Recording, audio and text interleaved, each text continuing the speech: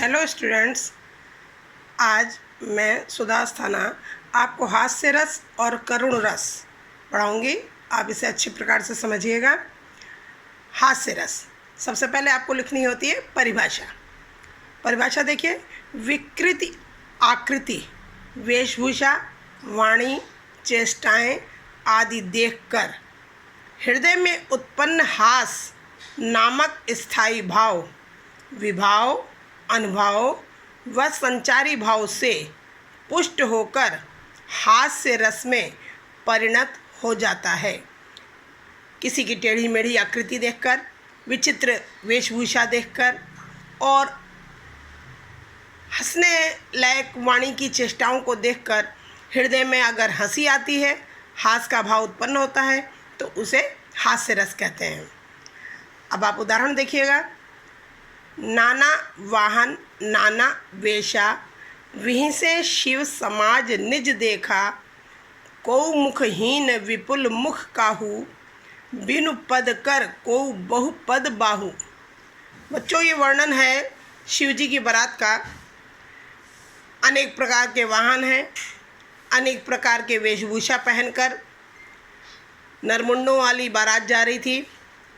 तो शिव जी खुद ही अपनी बारात को देखकर हंस पड़ते हैं। कोई किसी के मुंह ही नहीं है, किसी का धड़ नहीं है, किसी के पैर नहीं है, किसी की हाथ नहीं है, किसी के कई हाथ हैं, किसी के कई पैर लगे हुए हैं। यह देखकर शिव जी को खुद ही हंसी आ जाती है। आगे हमें स्पष्टीकरण भी लिखना होता है बच्चों। अब ये 4 अंग हैं हास्य रस के: स्थायी भाव, विभाव, अनुभाव, संचारी भाव। विभाव के अंतर्गत आलंबन होता है, उद्दीपन होता है, आश्रय होता है। बेटा, रस की आपको मैंने एक वीडियो सेंड की थी, उसमें मैंने अच्छी प्रकार समझाया था स्थायी भाव किसे कहते हैं, विभाव किसे कहते हैं, अनुभाव किसे कहते हैं, संचारी भाव किसे कहते हैं। इसको समझने के लिए आप वो उस वीडियो को अच्छी प्रकार से देख लीजिएगा। तो स्पष्टीकरण देखते हैं कि हास्य रस का स्थायी भाव क्या है। हास अर्थात हंसी।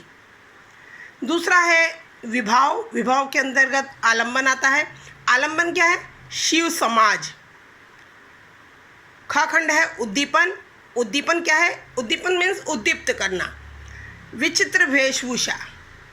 विचित्र वेशभूषा को देखकर सबको हंसी आ रही है। और आश्रय क्या है इसका? शिव जी। तीसरा है अनुभाव। अनुभाव है शिव जी का हंसना। चौथा है संचारी भाव। संचारी भाव है हर्ष, रोमांच, चपलता आदि।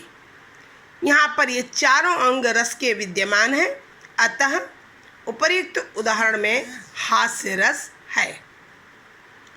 एक रस और मैं आज आपको समझाऊंगी, अच्छी प्रकार से समझिएगा। करुण रस।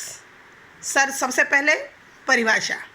द्रव्य नाश यानी धन का नाश या प्रेमी के सदैव के लिए बिछुड़ने, बंधु विनाश आदि के कारण हृदय में शोक नामक स्थायी भाव, विभाव, अनुभाव और संचारी भाव के संयोग से करुण रस में परिणत हो जाता है। करुण रस का स्थायी भाव क्या है? शोक। ठीक है बच्चों, अब उदाहरण से समझिएगा।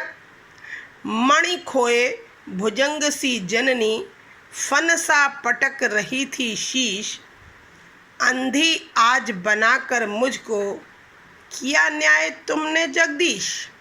ये वर्णन है जब श्रवण कुमार की मृत्यु हो जाती है तो उसकी माता के विलाप का वर्णन है। श्रवण कुमार की माता किस प्रकार अपने सर को पटक पटक कर विलाप कर रही थी। जैसे सर्प के सर में रहने वाली मणि अगर खो जाती है तो सर्प अपना फन पटकने लगता है, उसी प्रकार से माता विलाप कर रही थी और भगवान को कह रही थी कि तुमने आज मुझे अंधी तो बना ही रखा था, मेरे पुत्र को भी ले लिया, यह तुमने कैसा न्याय किया है। अब इसका स्पष्टीकरण देखिएगा। पहला है स्थायी भाव, तो करुण रस का स्थायी भाव है शोक। दूसरा विभाव, विभाव के अंतर्गत मैंने आपको बताया आलंबन होता है, उद्दीपन होता है और आश्रय होता है। आलंबन यानी जिस पर आधारित है, कौन है? श्रवण कुमार। दूसरा है उद्दीपन, जो उस भाव को उद्दीप्त करता है, बढ़ाता है, दशरथ की उपस्थिति। और आश्रय कौन है? पाठकगण। तीसरा है अनुभाव, सिर पटकना, प्रलाप करना आदि। और चौथा है संचारी भाव, स्मृति, विषाद आदि। अतः यहाँ पर रस के चारों अंग विद्यमान हैं, इसलिए उपर्युक्त उदाहरण में करुण रस की निष्पत्ति हुई है। आपको अच्छी प्रकार से समझ में आया होगा बच्चों दोनों रस। अगर ना समझ में आया हो कुछ तो मुझसे आप किसी भी समय पूछ सकते हो।